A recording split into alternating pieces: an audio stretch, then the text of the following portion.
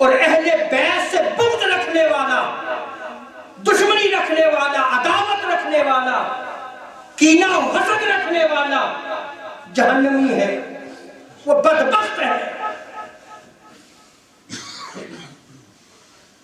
اور ایسا بدبخت بد نصیب کا تعلق نہ تاجدار کائنات صلی اللہ علیہ وسلم سے ہے، نہ تاجدار کائنات صلی اللہ علیہ وسلم اس سے تعلق رکھتے ہیں، اور نہ ہی اس کا تاجدار کائنات صلی اللہ علیہ وسلم کی اتباع و سنت سے تعلق ہے، اس لیے کہ وہ بغض اہل بیت رکھتا ہے، وہ بدبخت ہے۔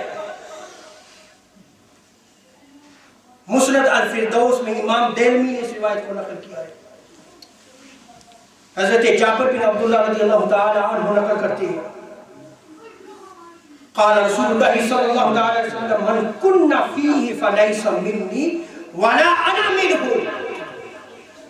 جس میں یہ تین چیزیں پائی جائیں، لوگوں سن لو، حضور ارشاد فرماتے ہیں جس میں یہ تین چیزیں پائی جائیں میرا اس کے ساتھ کوئی تعلق اور نہ اس کا میرے ساتھ کوئی تعلق و واسطہ ہے۔ یہ کون ارشاد فرما رہا ہے؟ تاجدار کائنات صلی اللہ علیہ وسلم۔ کون سا؟ بغض علی، وہ شخص علی سے بغض رکھنے والا، پہلا علی سے بغض رکھنے والا، اور دوسرا وہ نسب اہل بیت، میرے اہل بیت سے دشمنی رکھنے والا، میرے اہل بیت سے بغض رکھنے والا، میرے اہل بیت سے عداوت رکھنے والا، اس کا میرے ساتھ کوئی تعلق نہیں۔